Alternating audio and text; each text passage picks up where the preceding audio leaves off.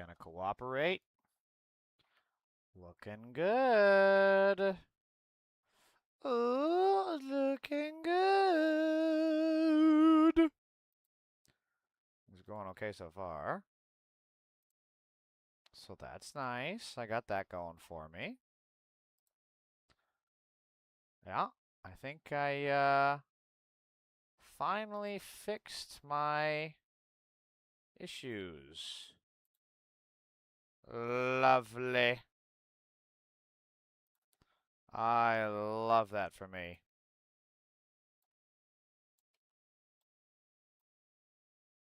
I think I finally got this streaming thing kind of down. I think I got the technical aspects of it. OBS Studio, streaming on all the different platforms, having a good resolution, internet connection. That's a good start.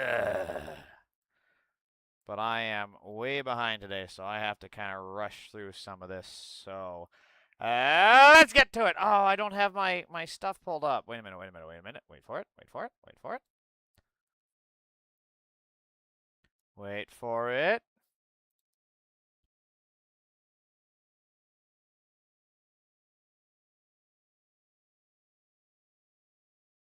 Okay, I almost had everything. $5. That's how much I'm hoping you'll contribute to our campaign to take back Texas.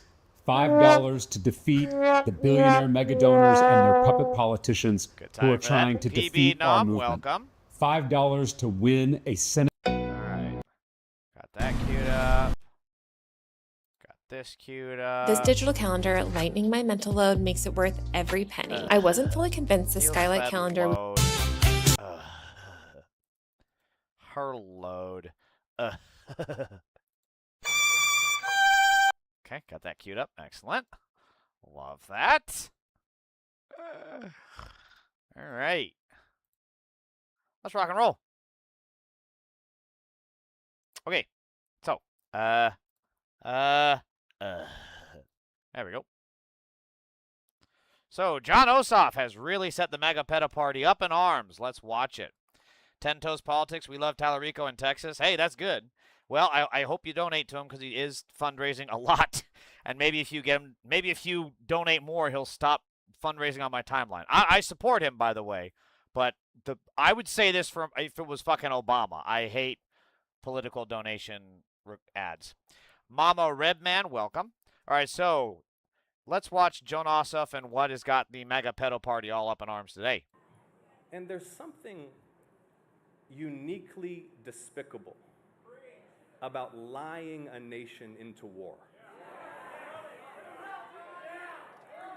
Treating citizens as fools and those who serve as pawns. Aboard the USS Abraham Lincoln, they've now been at sea for 240 plus days without a port call. It's a Navy record. He's really good with his pauses, I'll say that. He's kind of really pausing at very good times. And he is a very good speaker. And still they serve with excellence.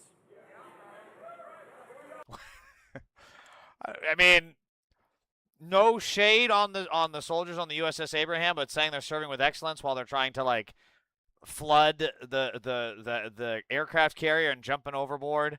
I mean, I get it. I would too, but maybe I don't know if that's the right. Maybe just don't even bring that up at all. Maybe just talk about how much they're getting fucked over more. I don't know. I guess it's a politician thing. You got to praise them.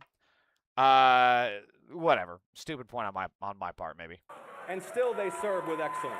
But they are getting royally fucked by Trump right now on this trip. God bless the sailors, Marines, aviators, and all aboard the United States ship Abraham Lincoln. Yeah, you gotta milk that, buddy. Raise the roof. Let's go, audience. See, they don't expect luxury. They'll endure hardship.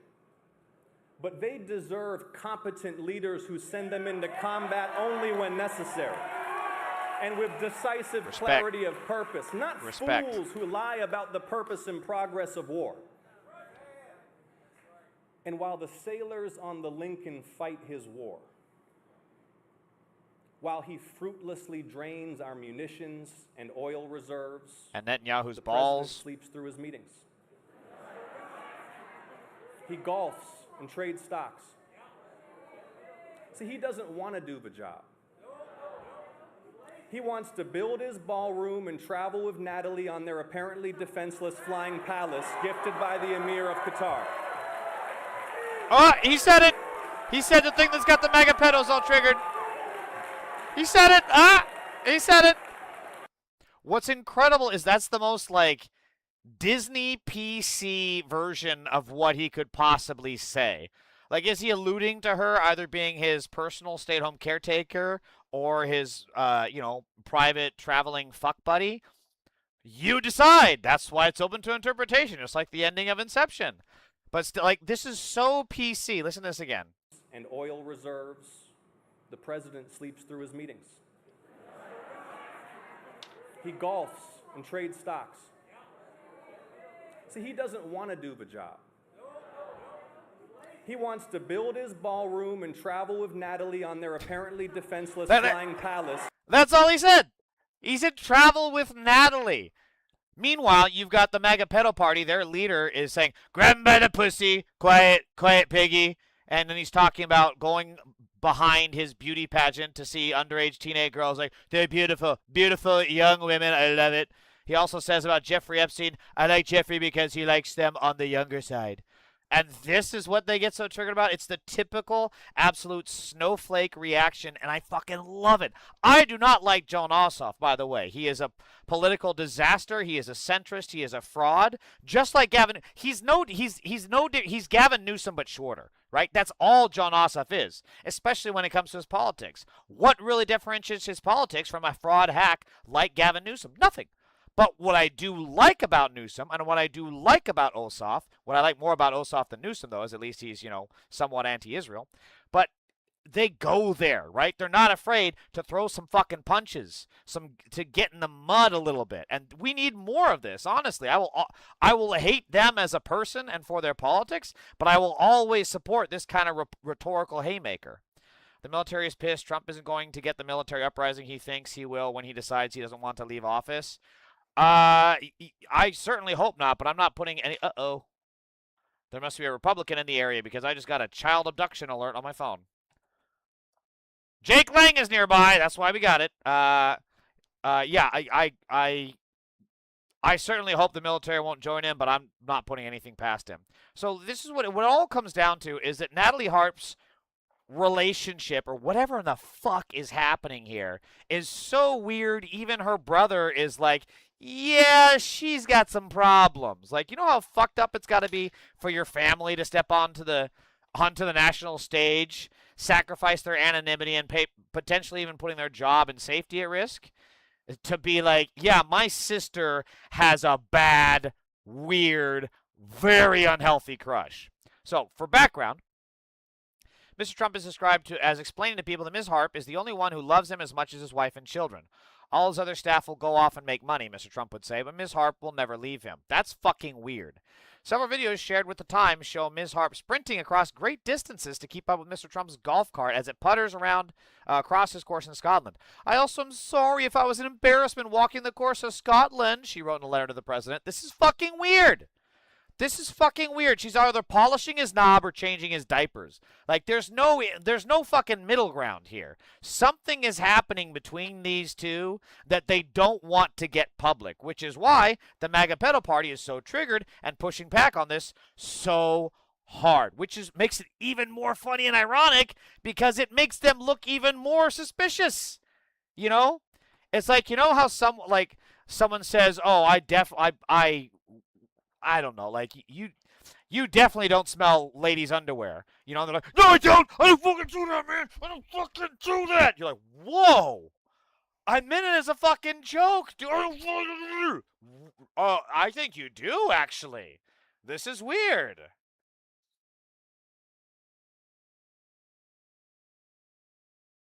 Like, that's when it starts getting sus. Their reaction, a lot of times, like in counterintelligence, what do? And especially with interviews sometimes, like the feds, the police, and not to say that they're very good judges of it, but a lot of the times you'll ask a question not necessarily for the answer, but for the reaction. And I have a stream from a couple weeks ago when the Lindsay Fifield story came out about Graham Plattner, and he was asked, are any more other stories going to come out? And he was like, nope, no. And I even called that out when I watched it. I was like, that's sus. That's sus. Lo and behold, 2 weeks later, we got the story about, him raping that one woman who I guess was his fuck buddy or whatever it was. So a lot of times it's more the reaction, and the fact that the MAGA pedo party is pushing back so fucking hard means that there's 100% something there, and to keep pushing. So we're finding out more and more. New breaking details about Trump's fiercely loyal personal aide, Natalie Harp. Our Kristen Holmes reporting tonight that Harp is physically close to Trump at all hours of the day. Sources also telling Kristen that Harp once jumped into the trunk of a vehicle in Trump's motorcade when she was told there was not room for her to travel with him to a hearing in a New York City courthouse. She jumped into a fucking trunk. Gus Kearns, welcome. She jumped into a fucking trunk. Like, most people are thrown into a trunk by the mob. But Natalie Harp sees Trump's trunk and she's like, yes! Like, who does that? This is not healthy behavior, people. The trunk is normal. What movie have you ever seen? Okay, I'll go one further. Every mob movie, like every action movie, whatever, if someone gets put in a trunk, they're in danger, girl, right? And then, conversely, anytime you see someone willingly climb into the trunk of a car, you're like, that motherfucker crazy. I don't know. We haven't seen their backstory. We don't know their motives here, their wants, their needs, right? What's their motivation? But as soon as we see them jump into the trunk, we don't need to know a whole lot more. We're like, oh, they are fucked up. Something is wrong with them, and that is 100% what's happening here with Natalie Harp. Yeah, denied a seat but determined not to be left behind. Harp jumped into an SUV trunk, according to the two sources and confirmed by a photo obtained by CNN. So her own brother had to come out and be like, yeah, it's not good. It's not good. Two sources, Preston, are telling CNN that your sister was involved, back in October 2023, right? The context here is Donald Trump's motorcade was going to leave Trump Tower for a court appearance, okay? And they were all getting into the motorcade. Oh, yeah. There was sort of a screaming match about who was getting in what car, and it turned out that there wasn't room for Natalie. So I want to pause for real quick. For context, if I recall right, this was for the New York case. They got him the 34 felony counts, right? So just want to say, kind of a big deal as the defendant to maybe have, I don't know, your legal team, potentially your private security, maybe stuff like that, right? Maybe you don't need the person that changes your diapers to go with you, but this lady, Trump says how high to jump, and she leaps tall building in single bound. She becomes fucking Superman. So that's also questionable. Like, why is this lady so desperate to go to this thing, which, like, maybe he doesn't need you around and needs to focus on the trial, right? Maybe that's the thing. You know how, like, kids will sometimes be like, I don't want my parents at my soccer game because I'm going to get nervous and then I won't play well, right? That kind of shit happens. Well, Donald Trump is getting sentenced for 34 felony counts. Maybe he doesn't need this crazy blonde lady yapping in his ear and writing him fucking Shakespeare poem love letters in between fart breaks for Trump at the defense table, right? So she insisted. She said no. Trump had personally asked her to come to this court appearance, so she needed to be in the car. Now, according to these sources, the end result is that your sister jumped into the trunk of one of the motorcade vehicles. That is so sus. To go to the court appearance in Lower Manhattan. That's really funny. I didn't even know about that. I mean, what is your reaction to Even that? she's like, what do I do You're here? laughing, but I mean, is it funny or what? I mean, you know her, so that's why. I'm sorry. It's actually kind of sad. That's obsession. That's like an unhealthy obsession with someone if you're going to jump into the trunk of their car. Dude. Like... This is... It's the movie Obsession. We're going to find out that Natalie Hart is like in the corner looking like a demon when Trump is sleeping like, I just feel you don't love me like I do. Like it's not mutual. I'm telling you, we're going to find out that Trump did a one-wish willow on Natalie Harp and is going through it full bear style and be like, I can't believe it. I can't have this lady around. I don't know why. She's always around. It was one wish. It was a one-wish willow, and I regret it. I regret it. Should have done something else. Should have wished that Putin would just give me $1 billion. That would have been so much better. $1 billion and a blowjob. That's what I should have asked for. Like, this is... There was an entire movie about why this is wrong and inappropriate. So Jon Ossof actually went further about the in that same rally. When he first announced the tariffs, you remember that? He called it Liberation Day. And it crashed the markets because it was clown policy. You remember that? Okay, so follow me through on this. He announces the tariffs on April 2nd of last year. The markets tank nonstop for like a week because it's a disastrous trade policy. And 6 days into the crash, April 8th, Trump buys millions in stock. I'm talking Amazon, Nvidia, Apple, Microsoft, Berkshire Hathaway. And then the very next morning, April 9th, he posts on Truth Social, quote, "This is a great time to buy." 3 exclamation marks. Absolute fire sale. Okay, now listen to this. 3 hours and 41 minutes after that post, 1 day after he bought millions in stock, he canceled the tariffs and triggered one of the biggest same-day rebound rallies in market history. He's trying to get money. And you saw, now he's offering paid subscriptions to presidential announcements, right?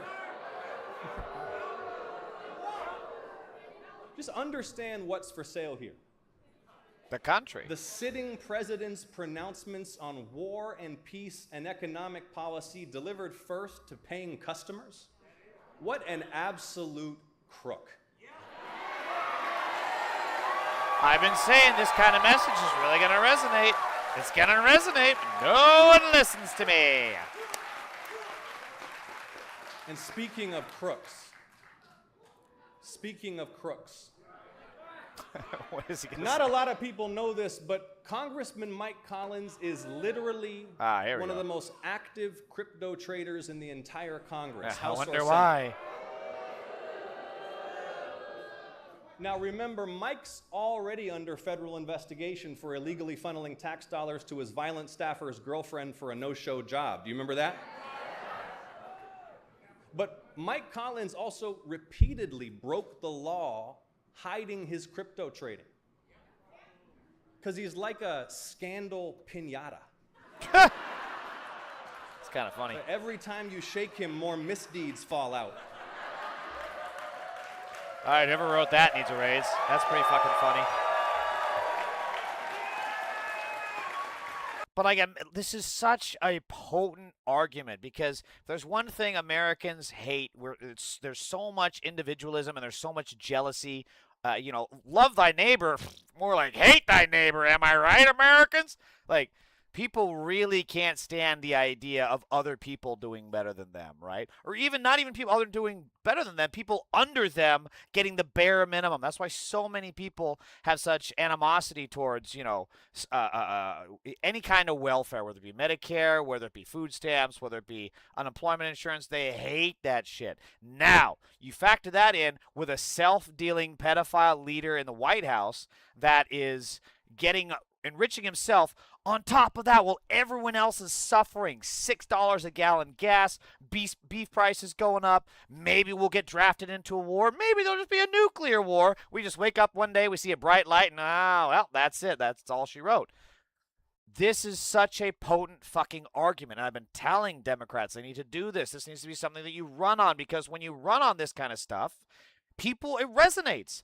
Even more than that, like, imagine if Kamala had been saying this kind of crap. But she couldn't, because the simple fact was that she was getting the same kind of campaign contributions that Trump is getting. The same industries that Trump is enriching himself off of, Kamala was taking bribes from them. And he just listed a whole host of crimes from Trump, right? Violations of the Emolument Clause, self-dealing, corruption, insider trading, just a list of white-collar crimes. Here's the crazy thing, though. If Jon Ossof, which seems to be going to run for president, if he were to run, he ain't going to prosecute any of that. As much as people and the libs are trying to push him as this white knight, he's not going to do fucking shit because he is a product of the establishment. He is a centrist. He will get in charge, and he will tell his attorney general to not challenge the pardons that Trump is going to give himself. He's going to tell his attorney general to look forward, not backwards.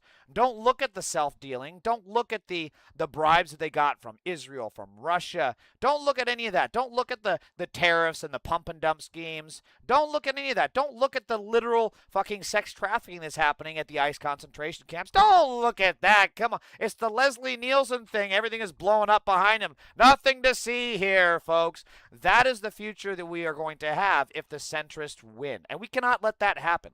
I love that this kind of rhetoric is coming out, and we need more of it. But the simple fact is, if we let the centrists like Jon Ossof, like Gavin Newsom, like Kamala Harris, who is apparently deciding to run again for some stupid fucking self-dealing reason, her ego or some shit, if they win, they're going to destroy this country further. Because all the people that committed all these crimes are going to get away with it.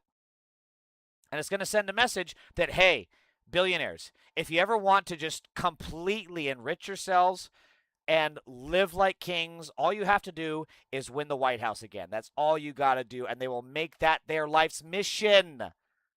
That's what they're going to do. You have to jail these billionaires, especially the pedophiles like Elon Musk, not Sam Altman, Peter Thiel, and Mark Andreessen. You have to jail these rapist pedophiles.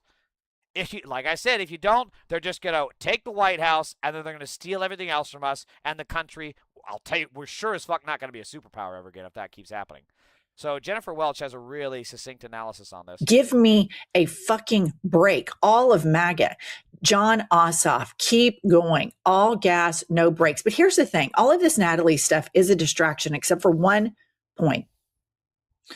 If we have a mentally unhinged, she says it's a distraction, but I don't think it is. I think that's part of the problem because you dive into what's happening with Natalie Harp, and I guarantee you're going to find a nest of corruption. That's how it always works with Trump. So I disagree with it being a distraction. I can understand why she's saying it, but it's actually a symptom of the corruption because Trump has just this cult personality about him that he can do anything and he'll get any of his minions to do whatever in the hell he says, just like he did on the January 6th terrorist attacks with the MAGA pedophiles and rapists that then attacked the Capitol. It's the same thing. So I disagree with her viewpoint on that. Charles Oliver, 79656. Welcome, Buzzboy 3579. Con TSCH, welcome. Woman, a 35-year-old woman, completely razor-focused, obsessed with Donald Trump, sends him crazy letters like, you know, I always want to be so important to you. All this crazy shit that's been reported. By the way. It's a national security risk because we know he's in his deathbed confession era and he's over there, you know.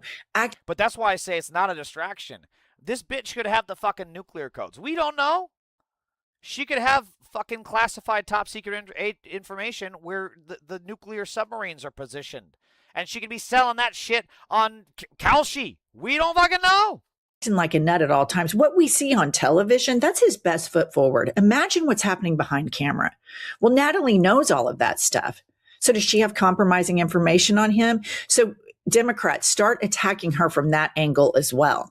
And let's start playing those hypercuts, those clips of Trump and all of the sexism that he's done. So MAGA, why don't you sit this one out? Give me another reason why it's so potent is like she says at the end there, it exposes the hypocrisy. Like he can say that you fly with Natalie and yet you can say grab him by the pussy. You love Epstein because he loves younger women. You love walking in on teenage beauty pageant contestants and you can get away with it because you own the place. Like, come on, Quiet Piggy. You know, go back to your country, AOC and Rashida Tlaib and all these other women. Come the fuck on. I totally agree with her on that. She's the best. Unearthed letter from Natalie Harp to Trump. I want things to always be right. Oh, my God. This is so Nikki from Obsession, dude. I want things to always be right between us. I also know I've been distracted all week, forgetting to eat throughout the days and even forgetting to sleep and only catching a couple hours at a time. Oh, this is so creepy. This is not normal. A 35-year-old woman with an 82-year-old child rapist that has a colostomy bag in his shoe. This is not fucking normal. Oh, my God. It's so sus, dude. So then, Rapid Response 47, I'm not going to click on them and give them the engagement, but Rapid Response 47 is a pedophile organization since they support Trump. And Christian CNN asked them a question in regards to what Ossof, which was a totally legitimate question, a totally fair question, given what Ossof said and given the bizarre relationship with Trump. Asked them a question. So this piece of shit pedophile says, someday your children will come across your disgusting and inhumane question. They will be sickened and embarrassed to have a parent be so callous and vindictive. It's quite troubling. So then Elena Treen, who is a White House correspondent for CNN, stood up for them, saying, what a horrible thing to say. Kristen is an incredible reporter, person, and above all, mother. I don't understand such a reaction to a journalist asking the president for his response to something a Democratic senator has leveled against him. This is a great statement. We need to see more of this. The press pool actually needs to stand up for themselves, to actually be journalists for one, and not fucking paid stenographers. But here's the other side of that, is that I guarantee you Elena Treen was at the White House Correspondents' Dinner. Let me see. I'm just going to throw that out there. Let me see if I'm right.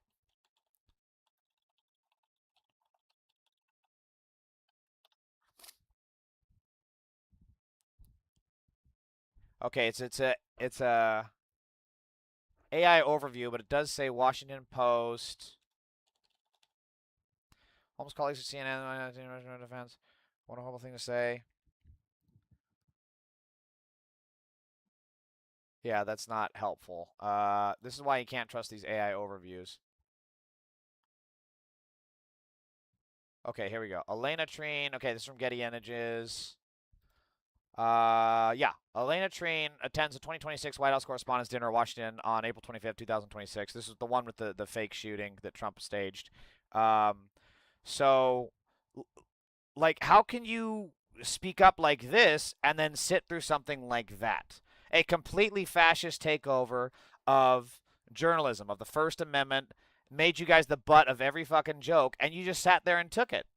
Like, what is the point of these White House correspondent dinners, right? And then of the horrible shit this person says, this is the best defense? Like, come on, let's get a little vulgar, let's get a little crass, let's get a little bit more to the fucking bone on this, you know? But again, this is classic centrism, right? Just be super appropriate, take the high road. Like, go mama bear on these motherfuckers. Like, hey, you pieces of shit.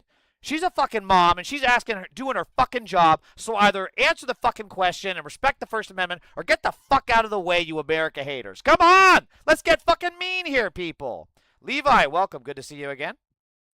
So, moving on to other issues, Angie Nixon won in a pretty big election down in Florida that and I believe she's an open Democratic Socialist. I'll verify that in a minute. And she was one of two members in the Florida House to call for a ceasefire in Palestine in 2023. This was back when it was way less popular than it is now. She put a lot on the line to do this. This is incredible. We are at 10,000 dead Palestinians. How many will be enough? One of my colleagues just said all of them. Wow. One of my colleagues said all of them. One of my colleagues also stated that... See, when they say all of them, start speaking truth to power. That is genocide. This is the kind of shit that America was founded to fight against. You're un-American, sir. You have your is there no decency moment, sir. Don't let them just say that shit without shame in them. They can't feel shame, but I guarantee you that if you put them on the spot, there will be more pressure. And there will be more support for your cause because these people are truly evil. Just tell them the truth. You're getting 10,000 dead people that are just going about their lives. They're going to work. They're raising their kids. They're taking a shit like the rest of us. And you want them all dead. You, sir, are a genocidal psychopath. Do it. This is going to dry up their fundraising if we vote on this resolution. I also want that, that's what we've become in this state.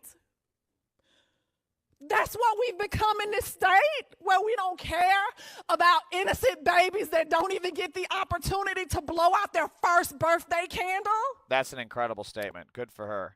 And I'm when I say, my criticism, this is just what I think is a better messaging tack, and I get that this was back in 2023. She's also got all this pressure on her. She's in the middle of an improv speech about it. So this is not a criticism of her. I'm just saying, if we encounter this in our daily lives, if someone is saying all of them, just say the simple fact. You're a fucking psychopath. You want to literally genocide an entire race of people. You're a fucking psychopath, and this is exactly why we need to make sure you don't have access to any fucking bombs, any fucking guns. We need to make sure we're investigating your search history, because we don't know what fucking side deals you're making with AIPAC, with these foreign governments, and how you're acting with a foreign government over America. We need to be asking these kinds of things. But this was obviously a very heartfelt moment for her, and she's an incredible person. Hi, Levi. Thank you. I'm doing pretty good today. I'm a little bit behind, but that's neither here nor there. So she's been on the spot on, this was her on Morning Joe. Your Republican opponent, Ashley Moody, already is saying the positions of the DSA and particularly of you are crazy, calling you all comrades together, et cetera. So what about abolishing prisons, which is one of the platform positions of the national DSA? Do you support that? I don't support abolishing prisons. What I do support is abolishing for-profit prisons.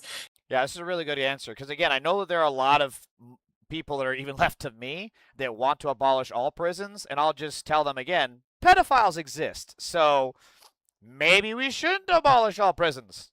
Maybe there's a place to send people who want to rape women.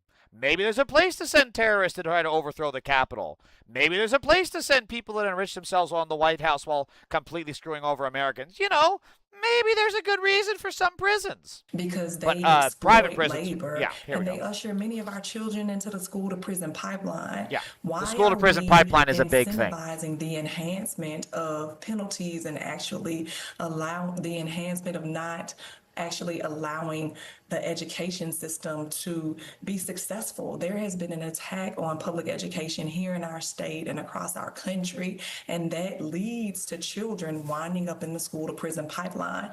I don't support abolishing prisons, but I do support ending for-profit prisons, which also, when you look at it, and look at some data points, you will see that there have been a lot of people that have died inside of these for-profit prisons. By the way. Or you have seen there's a lot of waste and abuse and fraud within these private prisons, for-profit prisons. And so those are the types of things that I'm against. Yeah, I mean, I think that's a perfect answer. And then Emma Vigilant is pretty good political commentator here. Says, Nixon is the most talented politician I've seen in a minute. I mean, that answer, what else could you add to that, right? It was such a good answer. This is Zoran level maneuvering around a thorny topic for DSA. Agreed. She redirects focus to a pressing issue without compromising on values. Florida's tough, but she has the ability to plant organizing seeds a la Georgia. Yeah, I fully agree on that. So she's asked on some other stuff here. At this time, I believe... Would you support cutting off military and economic aid to Israel?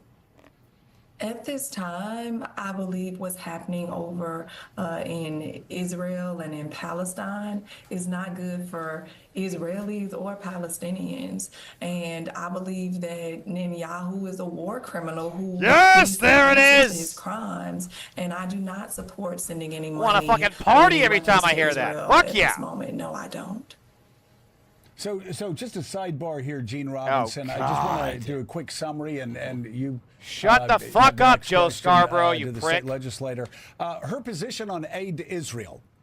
By the way, just for people that right now their hair is like combustible, that's Rahm Emanuel's position on Israel now. Rahm Emanuel, whose I wonder was why there at the birth of Israel, who fought for Israel.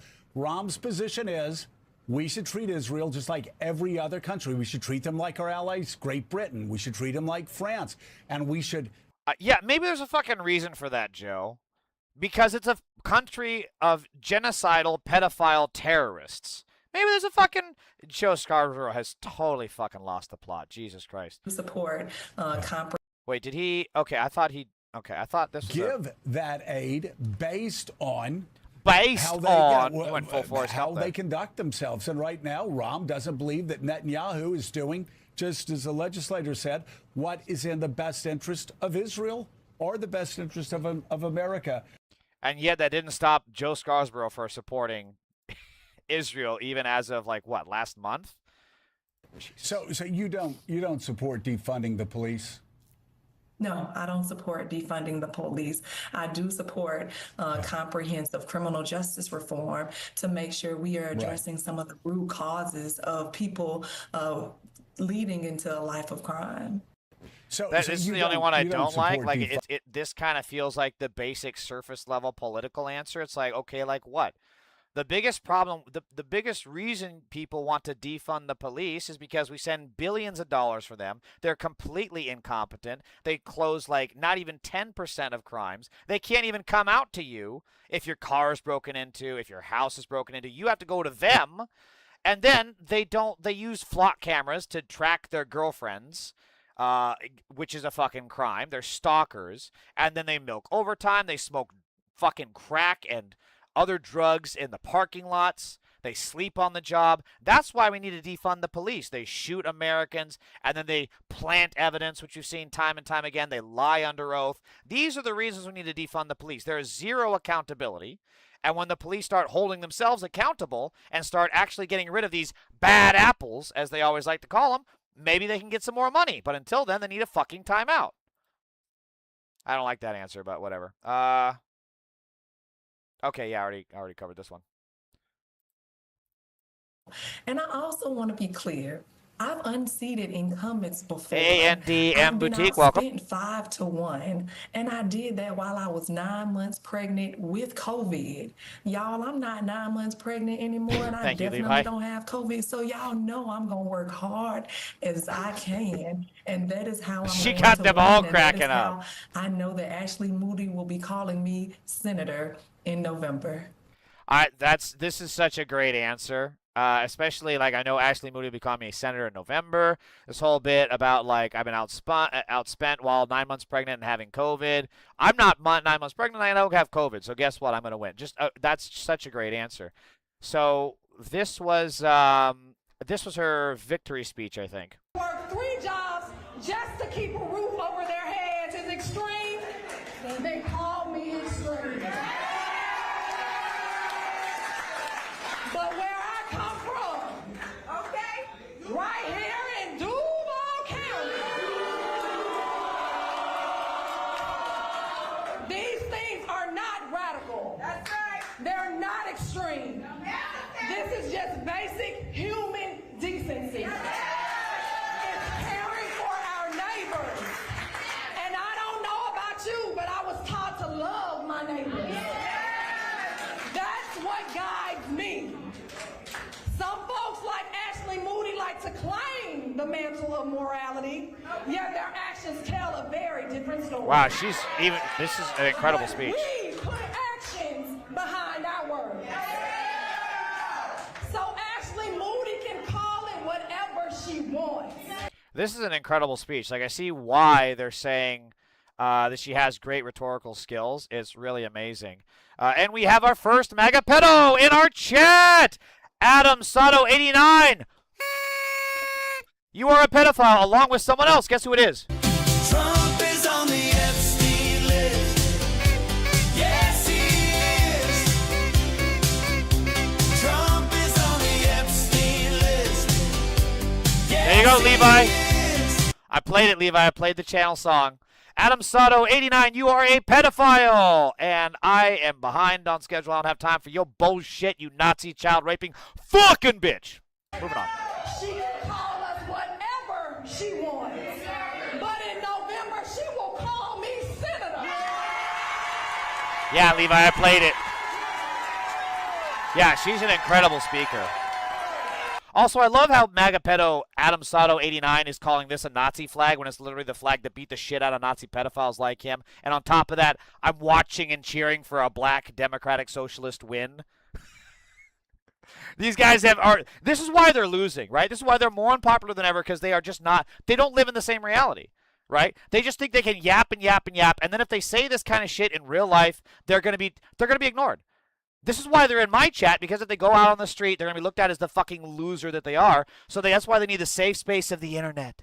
The safe space of the internet where they can just keyboard type away in the safety of their mother's basement while they're jacking off to CSAM that Elon Musk Grok made for them. Meanwhile, I'm here cheering on black people that won in fucking Florida because the Democrats had a huge sweep against the MAGA pedo party like Adam Sato 89. I love she's just soaking it in. She's like, yeah, that's right. Yeah, she broke. She couldn't hold it. That's awesome. Don't drop it.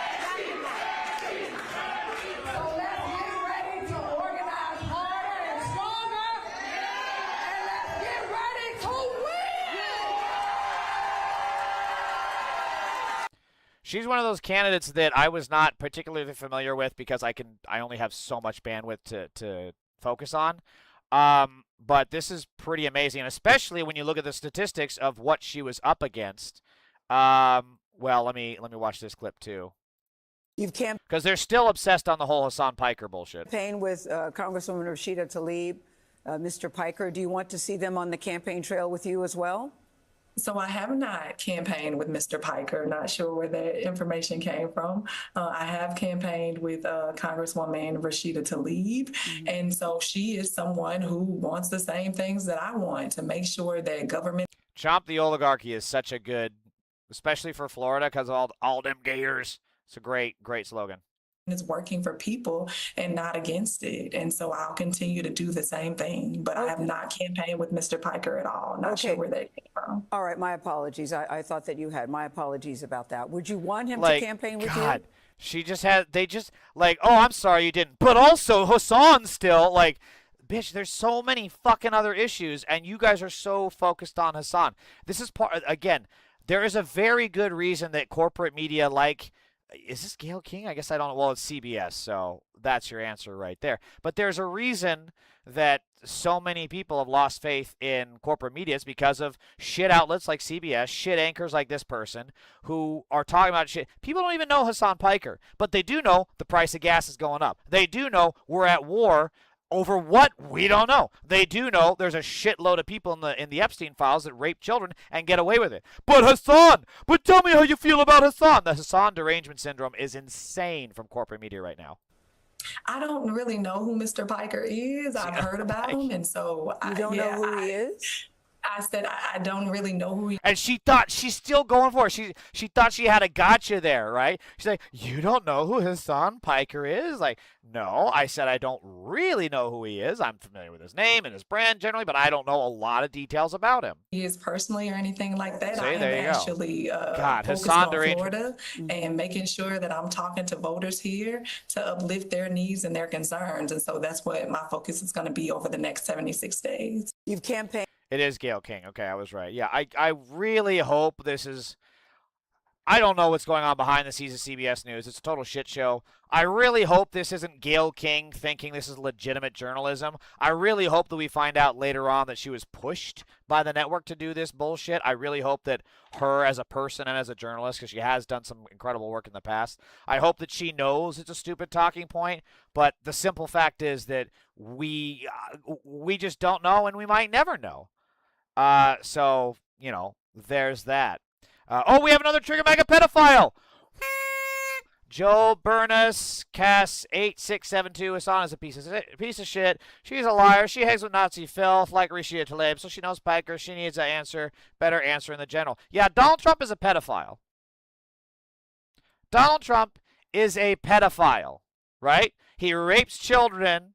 He has an entire paramilitary force that he uses to kidnap children, put them in the concentration camps, who are then separated because they're underage, and then Trump and his Epstein file pedo party cabal go in and rape those children.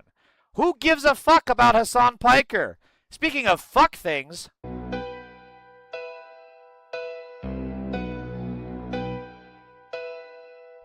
Fuck ICE, kick down the cage. Fuck mega heads, stuck in their rage. Fuck Trump, clown on a stage. We burning the system, setting the blaze. Fuck ICE, they tearing the lives apart. Fuck mega hate with their cold dead hearts. Fuck Trump lies from the very first start.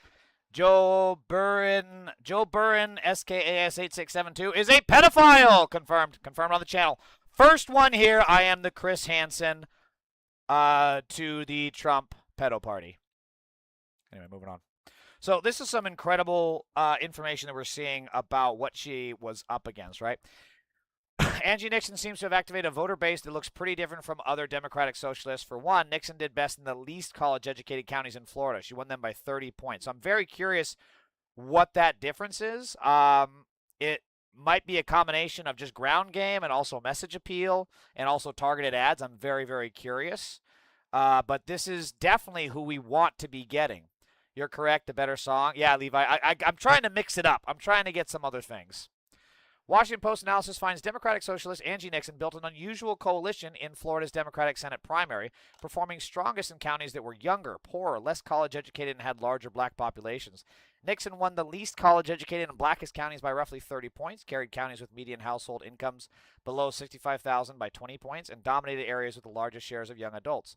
The Post said she activated a voter base that looks pretty different from other Democratic Socialists. This is definitely the kind of demographics that we need to be turning out. Black folks are the backbone of the Democratic Party, and the simple fact is that if your message and policies do not benefit them, do not impact them in a material way, and in a way that's going to better their lives, why the fuck would they support you? They're not a fucking given. Maybe have a policy and a platform that benefits them. What do I know? I'm just a political genius. So just to underscore how big an upset this was, Vindman not only outraised Nixon 16-1 and outspent her 13-1, he significantly outraised incumbent GOP Senator Ashley Moody as well. This is an insane statistic, right? Alex Vindman, the former guy from Trump's impeachment, outspent her 13-1 and lost by a significant portion. Outspent 36-1 on the airwaves. She spent 0 on broadcast cable. This is going to be a political study that is going to this is going to be a political campaign that's going to be studied, because that turnout with that kind of this is insane. So this is a recap. Progressive left candidate Angie Nixon defeated establishment candidate Alex Vindman by a double-digit margin in the Senate Dem primary after getting outspent nearly 13-1. Trump-backed Byron Donalds won the GOP nomination for governor. Groyper edgelord candidate James Fishback barely cracked double digits.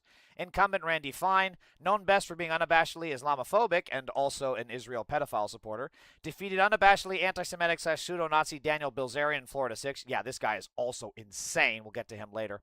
Incumbent Corey Mills, who was accused of assaulting a girlfriend and stalking an ex-girlfriend, among other things, lost renomination to Ryan Elijah in Florida 7. Trump-backed Catalina Loft lost to Jim Schwartzel in Florida 19. Debbie Wasserman Schultz, this one really sucked, defeated 4 black candidates who did not consolidate despite some early efforts to do so in Florida 20, which is 39% black, 30 white, 23 Latino. DWS won over 45% of the vote, so it's not entirely clear consolidation would have worked anyway.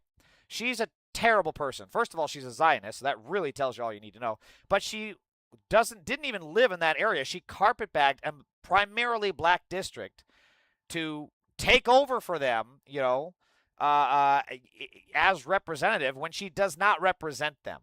It was simply a divided field, and she had the backing of AIPAC the entire time. This is really, really shitty result. DSA-backed Oliver Larkin got smoked by incumbent Jared Moskovich. That does suck. However, the simple fact is that the turnout for him in a majority Zionist neighborhood in Miami as a socialist, there is actually a lot of good takeaways from that. Sometimes the L, you learn from that, right? There's a lot of fighters in the UFC, boxing, jiu-jitsu that, they take an L and they learn from it and they come back better fighters. So hopefully we see that from Oliver Larkin, because I thought a couple of his interviews, especially the one where he turned the table on Fox News about Trump being a pedophile and they had to end the interview, was just classic. A reach but winnable seat for Democrats in Florida 27. Local TV news anchor and local legend Elliot Rodriguez, and it's a much tighter than expected race, only up 54-46 over Ruben Peguero, a former January 6th committee lawyer, a terrorist, with 72% winning. Charlie Crist is somehow still around doing stuff and won the nonpartisan primary for St. Petersburg mayor. So Florida was, I think, a win for the left overall. There were some things that could have been better, but still, this is pretty good outcomes, I think, given the circumstances. Now, Vindman was so arrogant that he literally laughed at Angie Nixon, said he didn't even think he was in a primary, who had been in discussions with Vindman to join his campaign at one point, told Axios. Now, this is a pretty long description, but did Vindman's loss close the book on Resistance 1.0? Sure, why not? Conway, Al Green, Dan Goldman, Tom Steyer, lots of Dems losing this year after they remind voters that they fought to impeach Trump, and voters cringe at the memory. I don't know where he gets this from. I don't think that's the case. More voters than any want an impeachment right now. I think this is a horribly flawed analysis, because people want consequences, and they do actually remember the impeachment positively. So I think this is very flawed. In the first Trump term, a lot of Democrats have Watergate brain, a high-class version of true crime podcast brain. This is bizarre. That's just bizarre. It was so obvious that this fluke president would go down. Like Nixon, no other president foreshadowing went down. Popular idea among liberals was that conservatives who didn't trust Trump actually wanted Pence as president anyway. So when the scandals piled up, the real GOP would assert itself and dump Trump. This was actually a thought among liberals because liberals are stupid. This sounds crazy if you weren't there at the time and only know Trump as a figure so trusted by Republicans that his signature can show up in an Epstein birthday book and the speaker will say, well, maybe that's not his signature. But it was a very savvy take in 2017. Lots of rumor mongering about the walls closing in and how the Mueller investigation would undo Trump. Spielberg dusted off a Watergate script and made the post because of the urgency of the Trump moment. Boomer corn syrup candy, sit in the theater and think about how, inevitably, the good guys, you, will triumph and Trump will have to quit. Vindman was a central figure of the first Trump impeachment, which made him, like his brother, a fundraising machine. Voters had moved on. Nixon was an especially fit candidate to beat him. She got to Tallahassee as Trump was leaving office and was there protesting and losing as DeSantis dismantled Democratic Party power and won the culture wars. Impeachment not only didn't stop Trump, the conservative movement was more powerful than Trump. I don't think it was the conservative movement, it was the MAGA movement specifically, but whatever. There's no clear post-Trump Democratic strategy to regain what they've lost since 2016. Don't agree with that. But they know that they lost and that there's no magic how dare you sir button that will remove him, healthy IMO. I don't know. I really don't think Vindman losing has anything to do with his impeachment. I think it has to do with him being pro-Israel and not taking Angie Nixon as a serious candidate. If I remember right, there were a couple other stupid things he did on the campaign trail that was offensive to the black community, but I can't say that for certain. I don't recall. I'd have to look it up. But regardless, this seems like a horrible take to me because now more voters than ever want consequences for Trump. They want jail. They want special counsels. Some of them, guess what? Put on the little thought bubble other things that I can't say on air. Some people have done that. You can Google it yourself. But I do not think he is correct in this analysis, and he's normally pretty, he's a fairly knowledgeable and accurate guy, so this is a bizarre take to me, but whatever. Vindman raised over $16 million. Nixon raised less than $1 million. This is absolutely incredible. I've interviewed Rep. Nixon, and she is very impressive. Yeah, so So she won by, what is that, about 45,000 votes? Almost 9% for 7%? No, 4 plus 3, 7%. That's pretty, yeah. Her candidacy is going to be studied. But here's another thing that's incredible. 10 Trump-endorsed candidates have now lost this primary season, including 6 in the last 2 weeks and 3 on Tuesday alone. Those 10 losses are as much as Trump suffered in 2018, 2020, and 2024 combined, and is one shy of matching his worst year, 2022. This is very big. This is the biggest takeaway so far because this shows that his endorsement and his popularity and his hold on the party does not have the sway that it used to. Levi, 35,000 what? What do you mean? These are the flips the Democrats got. They flipped the school board of Sarasota County, Florida, stronghold of Moms for Liberty. Dems flipped the school board chair seat in Orange County, Florida. Dems flip at-large city council seat in Jacksonville. Dems lead in a red Pennsylvania state House seat, all precincts in, no AP call. 35,000? I'm sorry, I'm not sure what you're talking about here. Yeah, I don't know what you mean, Levi. This is all the flips. So there's flips in Texas, Georgia, Mississippi, Iowa, Pennsylvania. I don't know if I have the tweet, but there was analysis on this, and the 35,000 votes? Oh, yeah, I think you're right. It is 35,000. 255, 98. Yeah, 35, you're right. So the flips from, I really wish I had this tweet. Basically, the flips from the left against establishment and centrist Democrats this cycle has been more than the Tea Party wave back in, 2010, 2012? So the establishment is losing. Chuck Schumer and Hakeem Jeffries are losing. They're not necessarily bloody on the ropes, but they are definitely losing. They're taking more punches, and they are losing ground to the center of the ring. That's for sure happening. And we need to keep that in. Those are rookie numbers. We got to pump those numbers up. We need the establishment to be completely annihilated. These are the same people that brought us funding for Israel. These are the same people that said, thank you, ICE, for doing such a good job. These are the same people that first started the persecution of the Palestinian activists. These are the same people that consistently take black voters for granted and then deliver nothing to them. You got to go, okay, thanks, Levi. So, good seeing Levi. So we have to pump those numbers up. Here's the craziest thing. You too, Levi. Have a good night. Wason Fernandez, Fallen Cherubs Studio, welcome. Here's the other crazy thing. Republicans unexpectedly lose Pennsylvania State House 12th District special election located in Butler County, Pennsylvania, where Trump's fake assassination attempt occurred and which Trump won by 19 points. This is crazy. This is crazy. The heartland, right? Butler County, where Trump had his assassination attempt, right? With that patsy that they somehow let inside with an AR-15 after police saw him and made contact and let him go anyways. Trump won it by 19 points, and they lost. This is big. This is really big, and it does not bode well for the midterms.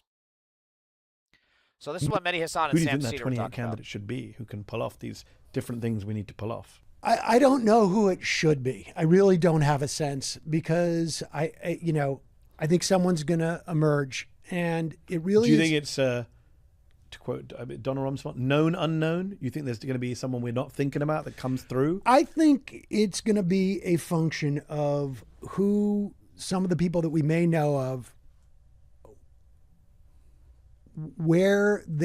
how in touch they are with what the future of the Democratic Party is. So, for instance, like a guy like Ossof, yeah, I think he's going to win big in Georgia.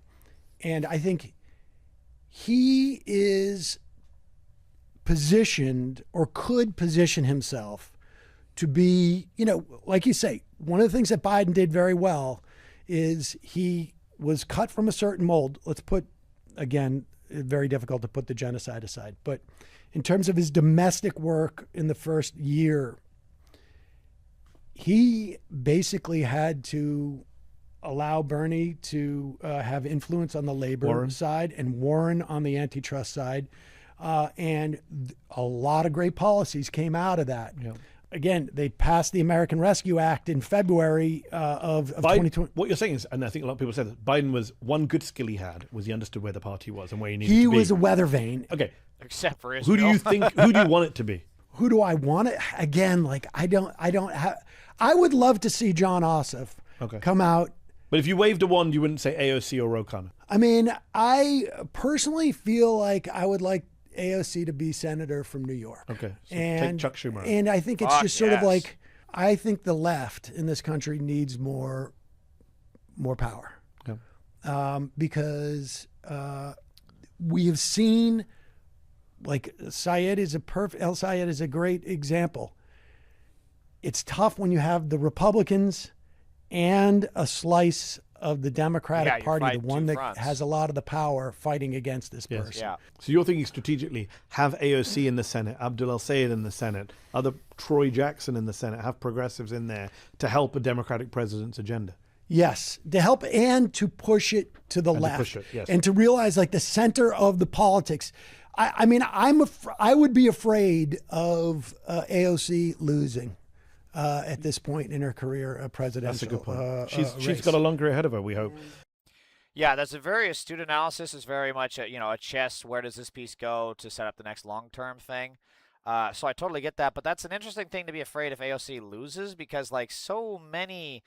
Nixon lost 5 times before he got president, and then Biden lost 3-4 times before he got elected. So I find that very interesting. But it was a good analysis about the concessions Biden had to give to the left. Biden giving policy concessions to Bernie and Warren was a function of their primary campaigns. If they hadn't run, they would have gotten nothing. Why would Ossof, who is no more a leftist than Biden, give them if the left sits out the primary? Not following his logic. Yes, this is my thing as well. There's not going to be anyone to push Ossof to the left. And again, Ossof, like I said, if he is nominated, I don't think he has. Even if he is nominated and it's a close primary, I don't think he would give any concessions. I don't know. He's a straight white dude, young, probably egotistical, full of himself. I don't think he would give any concessions. So Newsom.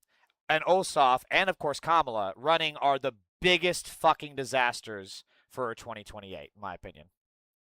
So we were talking earlier about Moms for Liberty losing. Bridget Ziegler is the co-founder of Moms for Liberty, the arch-conservative education movement. These are some of the people that have like pushed shit like, teaching that slavery was good. They push shit like, teaching the Ten Commandments. Having the Pledge of Allegiance, or not the Pledge. Is it the Pledge of Allegiance? No. What's the? Well, I think they want to have the mandatory Pledge of Allegiance. I think that was one of their things. But anyways, Democrats just flipped the school board she sits on, Sarasota, Florida. They will hold 4 of the 5 seats, with the 5th going to a runoff.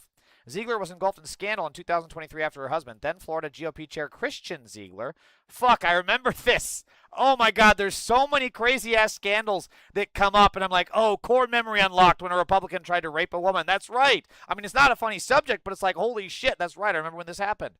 Was accused of raping a woman he and his wife had secretly been involved in a long-standing bisexual threesome relationship with. He was investigated, but no charges were brought. So, yeah, I think this is huge. Moms for Liberty taking L's is one of the best things that could happen to us right now. So, how is the Democrats going to unite the party? Washington Post, Chuck Schumer says Democrats don't necessarily need to win Michigan to flip control of the U.S. Senate. A path to winning back the Senate clearly goes through Michigan, but we have a whole bunch of different paths. Yeah, he's got to go. He's got to go. AOC, please run against Chuck Schumer. This motherfucker's got to go. This piece of shit will talk every single day about how we need to have a big tent for Democrats. And that includes people who will literally campaign with Nazis, people who will literally shake hands with Nazis, people who will literally cut deals with Nazis in the MAGA pedo party. People who will literally sit aside while Epstein child rapists are allowed to walk freely among us. But the Muslim guy who's a good speaker, no, we can't. No, keep that tent door zipped. Don't let him crawl out from under. Don't let him crawl under these fucking things either. Don't let him crawl under the tent flaps. He's crafty. We can't let him have it. Schumer has got to go. This is not how you unite the caucus. He's not even politically savvy. That's the thing. Like, if he really wanted to, sometimes as a leader, you have to take an L. Sometimes you have to take an L from a constituency, which are, AIPAC in Israel, which, by the way, is losing everywhere. And you could take the L in a way that you don't necessarily upset. Why is it that Chuck Schumer can straddle the fence with every fucking answer except when it comes to Abdul Sayed? Oh, that's right, because he takes bribes from Israel and AIPAC. Duh! Doy McFly! He literally could have said a million different things other than this. He could have said, our goal is to get every senator we can because the Republicans are the biggest threat. Simple as that. That's all he could have said, but instead he intentionally chose to target Abdul El-Sayed. My God, if Abdul El-Sayed, if Abdul El-Sayed wins, I want to see him get sworn in and just fucking stare Chuck. He walks past Chuck Schumer. See you, motherfucker. Yeah, I swear. I see you, motherfucker. Give me my goddamn Senate seat. Watching you. Fucking watching you. God, I want to see that shit so bad. All right, I'm catching up a little bit here. But this is the point. Abdul Sayed's victory in Michigan's Democratic primary has complicated Senate Minority Leaders. Fuck, it doesn't. Senate Minority Leader Chuck Schumer's plans to help Democrats retake the Senate in November, tying his party's fortunes to a candidate some Democrats in Michigan say they cannot support, even if it means costing Democrats the Senate majority. Michigan is crucial for Democrats, the party's path to a Senate majority, which, by the way, the latest polls show him beating Mike Rogers by, I think, about 6%. How does that complicate the Senate majority? This is stupid. It's just, again, this is just right-wing framing from the shithole losers at the fucking, is it Washington Post? Washington Post. Meanwhile, this is what they support. This is what the issue is for Chuck Schumer. This is the hill he will die on. The hill he will die on is little Palestinian babies being shot and murdered by 300 fucking bullets. Fuck Chuck, honestly.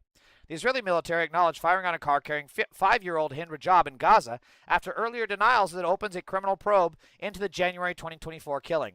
The Israel didn't just fire on a car. The Red Cross told them 5-year-old Hind was in the car. IDF gave permission to an ambulance to enter the area. then ambushed and bombed that ambulance, shot 355 bullets at Hinn's car, prevented anyone from reaching her body for 12 days, and lied about it for 2 years, saying we never even had troops in that area, despite satellite images and audio recordings proving they were lying. Remember that Eilon A. Levy was still in government lying on behalf of Israel when the Israeli government denied attacking him in Job's car? What else were they and Levy lying about? Quote, I'm not talking because every time I talk, blood comes out of my mouth and makes my dress dirty, and I don't want my mom to have to clean it. Hinman Job's last words to the paramedic she was on the phone with before Israeli soldiers pumped 355 bullets into the car she was in. I am not kidding. Chuck Schumer belongs in The Hague. He belongs behind bars, next to Hakeem Jeffries, next to Donald Trump, next to Eilon Levy, next to Benjamin fucking Netanyahu. You cannot read something like this and tell me your blood doesn't fucking boil. The Hague is too kind of a place, is too kind of a sentence for people who support this. People who support this are evil. There's no other fucking way about it. $355, 355 bullets for a 5-year-old child, also they could get fucking Israeli bucks to try and win an election. Saying fuck these people is not enough, but fuck Chuck. God, I hate that man. And now we've got this. Michigan Jewish leaders are circulating an open letter urging Jewish Democrats in the state to sign their names in support of Mike Rogers over Abdul El-Sayed for Senate.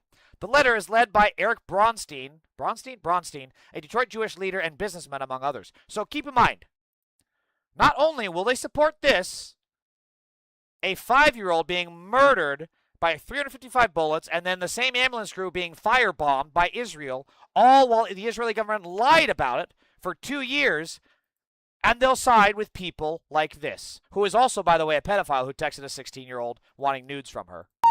Go back, AIPAC, go back. That's the AIPAC building support. right there.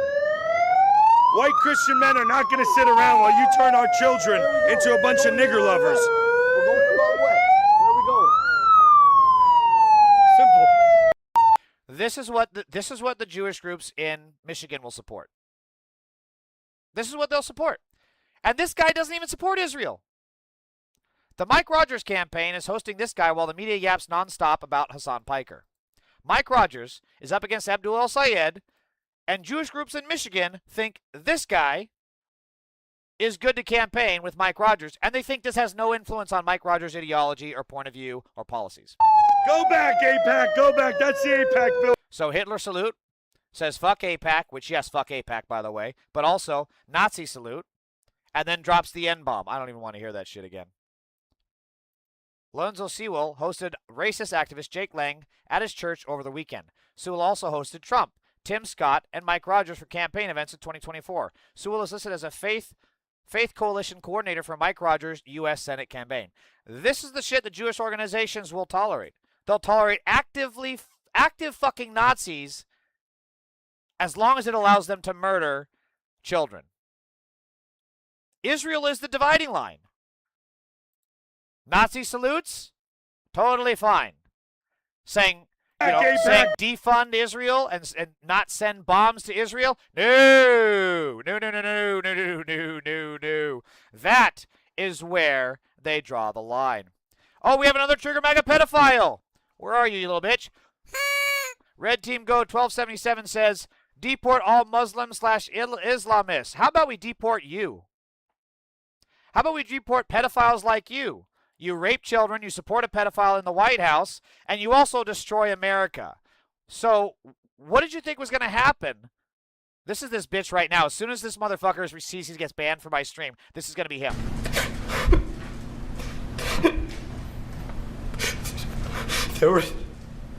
Are you going to cry, Red Team Go?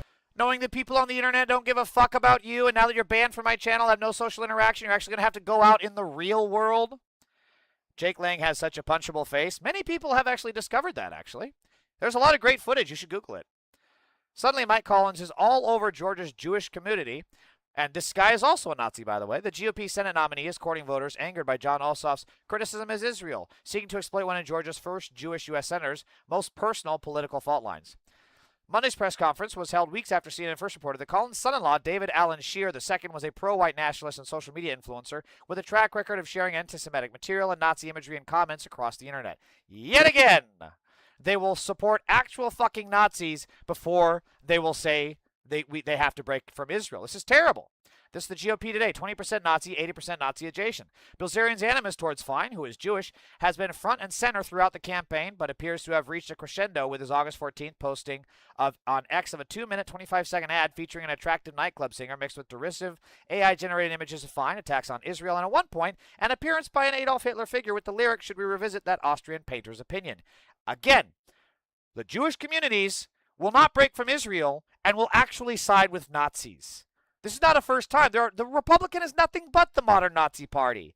They had the Nazi text chat of the young Republicans in New York, in Florida. They continuously post the Great Replacement Theory, whether it be Marjorie Taylor Greene, Tucker Carlson, et cetera, which is, of course, a Nazi talking point. And yet they can't say fuck Israel. And so we can't let them get away with it because this is not a matter of disagreement. This is not a matter of opinion, okay? This is a matter of right and wrong. And so here's Ro Khanna saying, in no uncertain terms, lock him up. Lock him up. There's something that, I said a while back, but I'm going to start reiterating it a lot more these days. Whenever people accuse leftists of wanting to abolish prisons, our response has to be, we're not going to fucking abolish prisons. That's where we're sending Donald Trump. That's where we're sending Elon Musk. That's where we're sending Stephen Miller. Okay? I am a law and order leftist. I'm going to lock up all the war criminals. I'm going to lock up all the Wall Street criminals who are committing crimes over and over. I'm going to lock up all the ICE Gestapo thug criminals. I'm going to lock up all these white collar criminals who are robbing people blind with various fraud schemes, and then Trump is pardoning them and pardoning them again. They're all getting locked up, every last one of them, okay? And that's what the message needs to be. I fully agree with him. I think along with, excuse me, you cannot have Jon Ossoff's corruption argument without the punishment of lock them up. I fully agree with him here. And this is exactly why we should lock them up. ICE is deporting people to countries they're not from solely as a way to send a message to completely different people, a form of collective punishment. The Trump administration spits on human rights every day. The U.S. is deporting Mexican immigrants to Central America, despite Mexico's willingness to accept its own citizens. The official said one of the objectives of the deportations, which have not been formally announced by the U.S. government, is to deter illegal immigration from Mexico by sending some of its citizens further south and farther away from the U.S.-Mexico border. Again, this is exactly what Israel does. This is all collective punishment, which is why we need to defund Israel. And yet, Trump is going to go on all these crime sprees. The Trump administration task force charged with investigating anti-Semitism on Ivy League campuses pressured universities into punitive settlements despite little to no evidence of systemic abuse, according to a whistleblower. They made everything fucking up. We cannot have a corruption argument, an anti-corruption campaign, without a lock them up narrative. Per Oliver Darcy's reporting on the ABC lawsuit against the Trump FCC, ABC conceded that it aired Trump's recent primetime speech in which he advanced debunked conspiracies about the 2020 election on its streaming platform because of the pressure, candidly disclosing it would normally not have done so. So it's total collusion. It's the Trump regime breaking the First Amendment, pressuring these networks and violating their First Amendment rights, and then those organizations concede to an orange pedophile who's literally shitting himself every night. Wonder if all those folks who lost their minds over the Biden administration asking social media companies not to air misinformation about COVID and the vaccines will get equally mad over his much more egregious pressure put on ABC by Trump. LOL, don't be silly. Of course they won't. Hypocrites. Absolutely correct. The evidence that the White House sought to punish Colorado over Tina Peters continues to ricochet within the state. We now have Trump smoking gun. Here's how we hold him accountable for trying to harm Coloradans. Trump's illegal and harmful behavior cannot stand as a model for future presidents. And this is the key point, is if you don't punish this, it's just going to keep happening. That was what people learned with Nixon. And then look at Reagan. He literally committed treason by telling Iran not to release the hostages so that he could win the election. That was all it was. It was literal fucking treason. And they got away with it because they realized the establishment doesn't give a shit. The establishment, meaning people like Chuck Schumer, Hakeem Jeffries, who are both anti-impeachment right now. And this is a complete encapsulation of policing in this country. This is why defund the police is actually good. Flock allegedly spotted this Colorado woman's truck around the time and location of a package theft. What ensued was a Kafka-esque scene in which she insisted it wasn't her, while an officer who came to her door said he had indisputable proof. but refused to show her unless she admitted she stole the package. It is her. It's 100%. It's locked in. There is zero doubt, he tells her. But police dropped the case after she provided her cell phone tracking data, camera footage from her truck, and video placing her elsewhere at the time of the theft. From wrongful arrests to officer stalking exes, license plate readers keep exposing police failures. And here's the other thing. If she didn't have this stuff, like if she didn't have a phone, if she was poor, she didn't have a phone, she didn't have a camera on her car, or access to these videos, I'm assuming it's maybe security footage of at a grocery store or something, she could have gotten to jail. This is what I say. Police don't solve crimes. They just arrest people and pin it on them. This is exactly why. The best thing about these Flock controversies, they're exposing how shoddy some police work is. This cop accosted an innocent woman and said he was 100% sure she was a thief. Why?